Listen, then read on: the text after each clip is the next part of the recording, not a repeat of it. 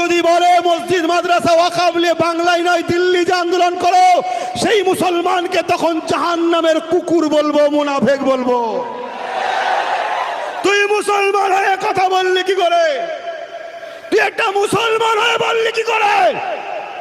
তাহলে জানতে হবে তুই মুসলিম সেজে আছিস, তুই মুনাফিক, জাহান্নামের কুকুর। কষ্ট হচ্ছে যে হুজুরের ছেলে কুকুর কুকুর করছে কেন? হ্যাঁ, কোরআনে কুকুর কথা নেই? হ্যাঁ, সূরা কিতমিনে নেই? হ্যাঁ, এই সূরা কি বলে, কাফ, সূরা কাফে একটা অলিদের মোহাব্বত করেছে, কিতমিন নামে একটা কুকুরের অখে আছে না নাই? হ্যাঁ, আছে না নাই?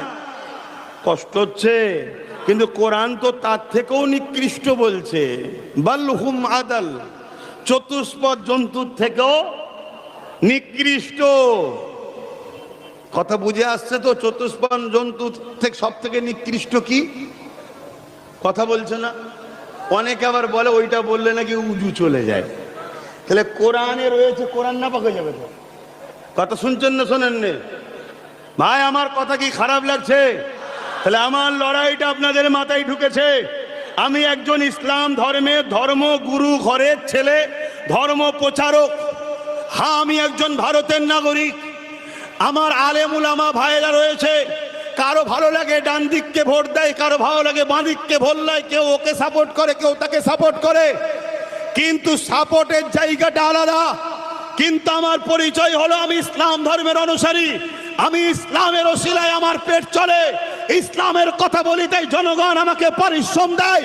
সেই ইসলামকে যদি কেউ মিটাতে চায়, তার বিরুদ্ধে যুদ্ধ পর্যন্ত করতে আমি রাজি আছি। আপনারা কি আমার সাথে রাজি আছেন? ইয়ার কি হয়েছে এটা? তুমি বেঈমান নেতার পা চাটছো, চাটকে যাও। তুমি কারো দালালি করছো, করে যাও।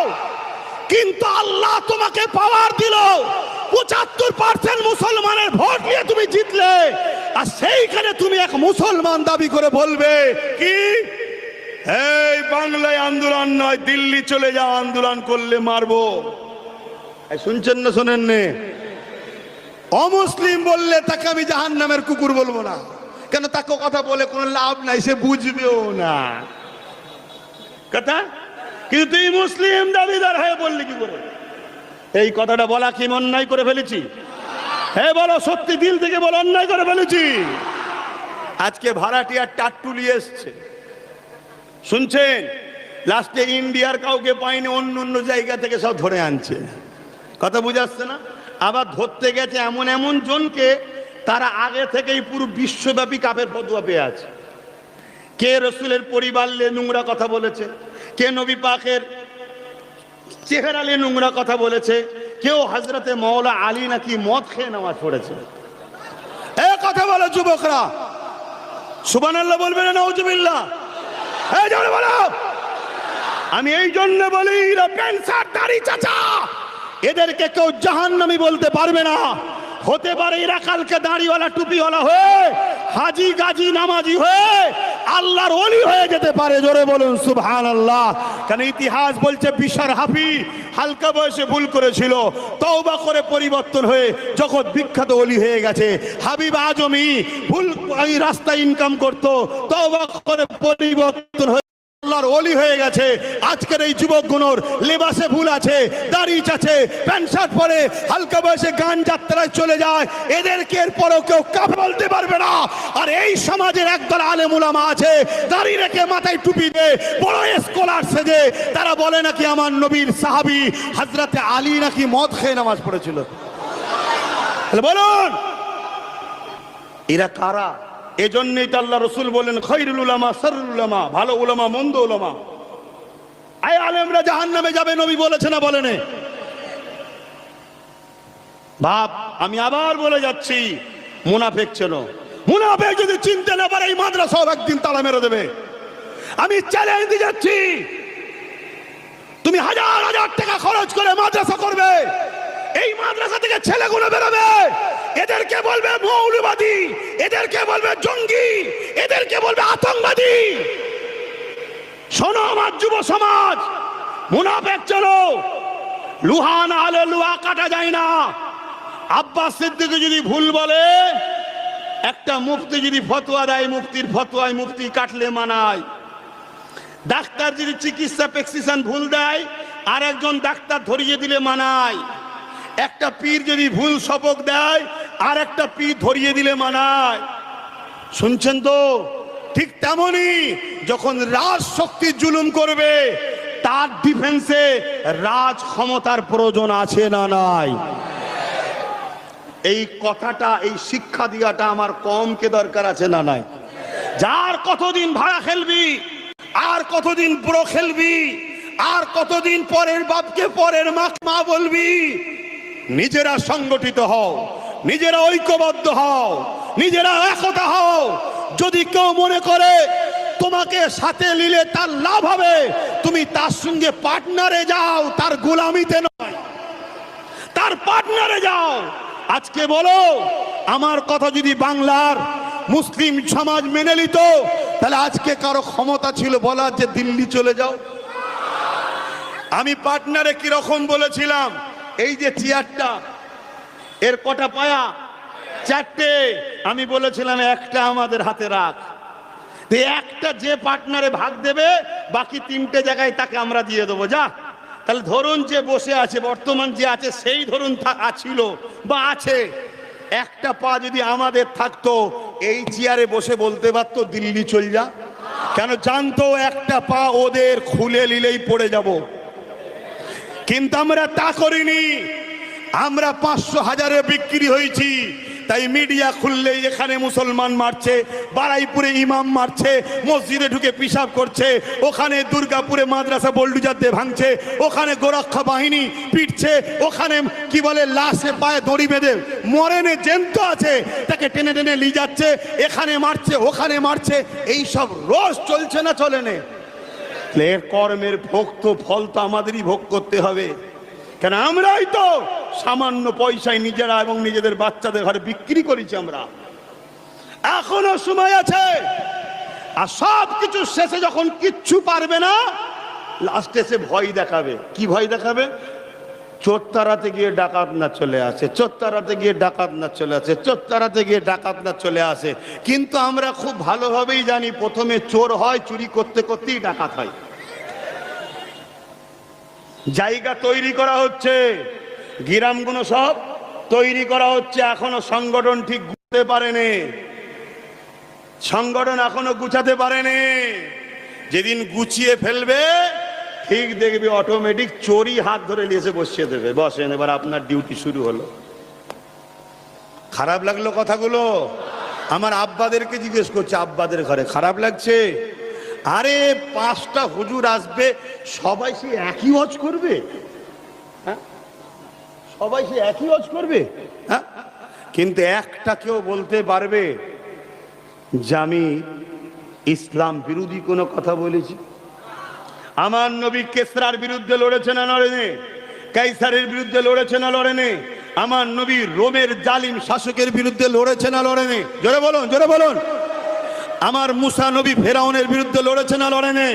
আমার ইব্রাহিম নবী নমরুদের বিরুদ্ধে লড়েছে না লড়েনি? আজ আমি আপনাদেরকে একটা টপিক দিয়ে যাচ্ছি, মাথায় ধরে নেন। একটা টপিক দিয়ে যাচ্ছি, হাক্কানি আলেম আর মুনাফেক আলেম চিনবেন কি করে? আম মানুষ তো আপনারা, হাক্কানি আলেম আর মুনাফেক আলেম চিনবেন কি করে? তাই তো নাকি? একটা টপিক দিয়ে যাচ্ছি, যারা হাক্কানি আলেম, তাদের সঙ্গে সময়ের জালিম শাসকের লড়াই হবে, বন্ধু হতে পারে না। কথা শুনছেন? জোরে বলেন, বুঝতে পেরেছেন? হাক্কানি আলেম যারা হবে, তাদের সঙ্গে সময়ের জালিম শাসকের বন্ধু হতে টক্কর হবে। এটা হলো হাক্কানি আলেমের বৈশিষ্ট্য। আপনি দেখুন না, কোন নবীর কথা বলবেন? সমস্ত নবীদেরই লড়াই হয়েছিল জালিম শাসকের বিরুদ্ধে। আমার নবীরও লড়াই জালিম শাসকের বিরুদ্ধে। সাহাবা আবু বকর সিদ্দিকের লড়াই মুসাইলামাতুল কাজ্জাব জালিম শাসকের বিরুদ্ধে। হযরতে উসমান গনি, হযরতে ওমর ফারুক, হযরতে মাওলা আলী থেকে শুরু করে সবার ইমামে আজমের দেখুন জালিম শাসকের বিরুদ্ধে, ইমাম মালিক দেখুন জালিম শাসকের বিরুদ্ধে, ইমাম বুখারী দেখুন জালিম শাসকের বিরুদ্ধে, আরে হযরত সুফিয়ান সাউরি দেখুন জালিম শাসকের বিরুদ্ধে, আমার গরিবে নওয়াজ দেখুন পৃথ্বীরাজ জালিম শাসকের বিরুদ্ধে, আমার মুজাদ্দিদ দেখুন জালিম ব্রিটিশদের বিরুদ্ধে। আর কি প্রমাণ নেবেন? মাথায় থাকবে কথাটা, আপনার আম মানুষ। দ্বিতীয় আর একটা কথা বলে যাচ্ছি, কে নবীর পক্ষে আর কে নবীর বিরুদ্ধে এটা জানবেন কি করে? একটা উলামাকে আপনি ফলো করুন, 100টা জলসা দেখেছেন, 100টা জলসায় যদি বেশিরভাগটা আপনাদের ঘরে নবী চিনাতে চেষ্টা করেছে, নবীর আজমাত, নবীর রিফাত, নবীর মাকাম, নবীর শান আপনাদের ঘরে বুঝিয়ে নবীর সঙ্গে জুড়তে চেয়েছে, তাহলে জানবেন এ হাক্কানি। শুনছেন? বাকি আলোচনা হবে, নামাজ, রোজা, হজ, যাকাত সবটাই দরকার আছে, শুনছেন তো নাকি? কিন্তু 100-র মধ্যে 70% কম করে হলেও যেন হুজুরের কথা শোনায়। কেন? হুজুরের কথাতে ইমানের জোশ আসে, আর ইমান যার থাকবে পুরো শরীর আস্তে আস্তে তার ইমানের কি বলে নূরেতে অটোমেটিক সে নামাজি হবে। ওই নামাজি যে নামাজি সুদ খাবে না, সে রোজাদার হবে ওই রোজাদার যে রোজাদার কখনো হারাম পয়সায় ইফতার করবে না। শুনছেন তো নাকি? হ্যাঁ, আমি জানি না আমাকে আর দাওয়াত করবেন কিনা, বোঝা দরকার নেই। শুনছেন তো? আল্লাহ, এটা বাপ বেটাই বসে ভাই ভাই বসে আনন্দ করলাম, এতে যার কষ্ট হয় হোক না।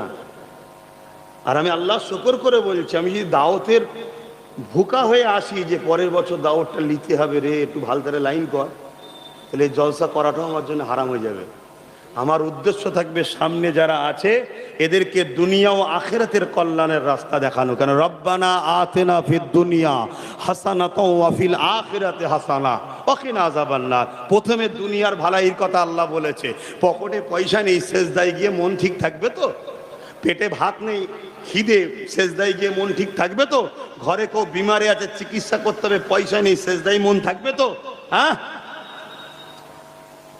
আর আমার ইমাম বন্ধুগুলোকে বলবো,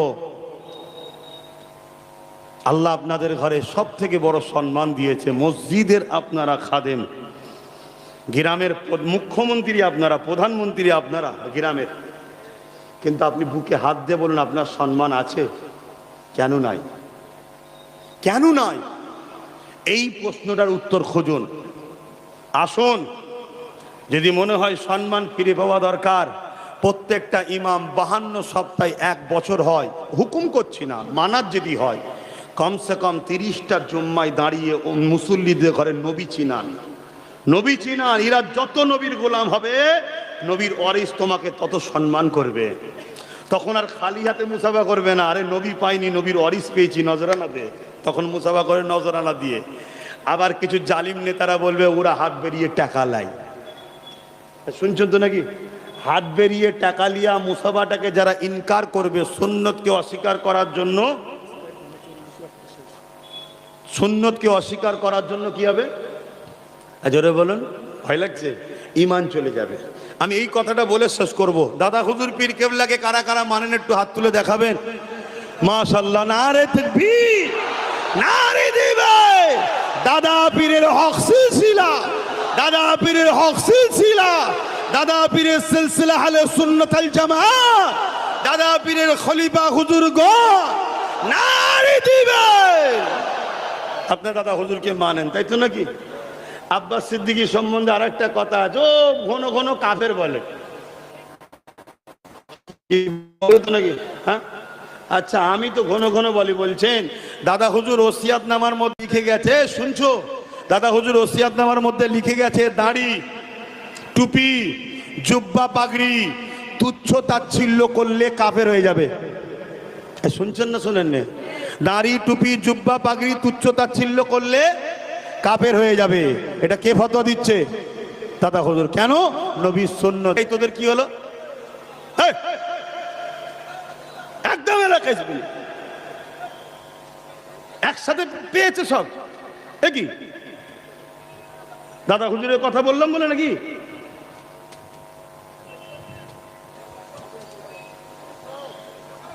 হ্যাঁ, আপনি একাই পড়বেন, আমি পড়বো নি বাপ, তাই তো নাকি? দাঁড়ান, আসেন, আর কথা নয়, একটা শেষ কথা বলবো। নেকির দরকার আছে না নাই? জলদি করে বলুন। নেকির দরকার আছে না নাই? দুয়ার দরকার আছে না নাই? তাহলে পকেটে হাত দেন, দুয়ার আগে নেকিটা কিনে নেন। দুয়ার আগে নেকিটা কিনে নেন, আগে দানটা করে দেন, তারপরে হাত তুলবো যে আল্লাহ আমরা খরচও করেছি। তাহলে আল্লাহ খুশি হবে না হবে না? সকলে বিসমিল্লাহ শরীফের সঙ্গে দরুদ শরীফ সূরা ফাতিহা ইখলাস শরীফ পড়েন, এখনই দোয়া হবে। আর পকেটে হাত দেন। হ্যাঁ, দোয়ার পরে এখানেই নামাজ হবে, অনেক সময় আছে, চিন্তার কোনো কারণ নেই। আরে জলদি করে যাও, ভেতরে লোক যাও, সকলে তেলাওয়াত করেন। আমার দাওয়াত আছে কোথায়? আবাদ খড়মপুরে ভাইজান আবার আসছেন, 25-এ আসছেন, আপনারা সকলে আমন্ত্রিত, সেখানে যাবেন। আমি দুঃখিত আর একটা কারণে, শুনছেন? আমি একটা কারণে দুঃখিত, বলে দিচ্ছি।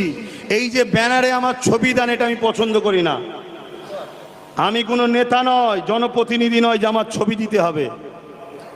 ভুল হতে পারে, নেক্সট বারে কোনো জায়গায় কেউ করবেন না। আসেন, ছেলেরা গেছে কই? লোক কই আপনাদের? এই তোমরা উঠে দাঁড়ালে কেন? আমি কিন্তু খুব মনে দুঃখ করবে কোনো, একটা ভালো কাজ হচ্ছে, তাড়াতাড়ি দাও, তাড়াতাড়ি দাও। সালাম পড়িয়ে দোয়া, কি তেলাওয়াত করো, দোয়া হবে। দোয়া বাদ এখানে কাতার দেবে, নামাজ পড়বে। এখনো প্রায় 25 মিনিট সময় আছে, মেঘলা দেখে ঘাবড়াবার কিছু নেই। 25 মিনিট কি সময় আছে। মেঘলা বলে ভাবছ হয়তো কি হলো রে বাবা, না না, বুঝি আলহামদুলিল্লাহ।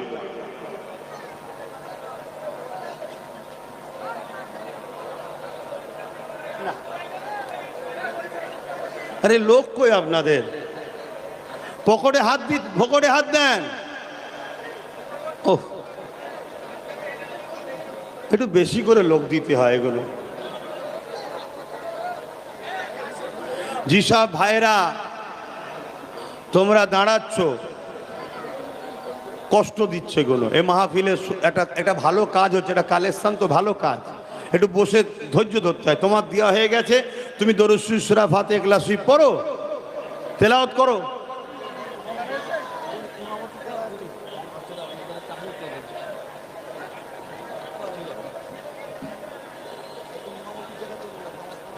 ইমামতির জায়গায় ইমাম সাহেব চলে যান, একজন কেউ আসেন একটুখানি, আমরা সকলে হুজুর পাককে সালাত ও সালাম দিয়ে লিয়া নবী।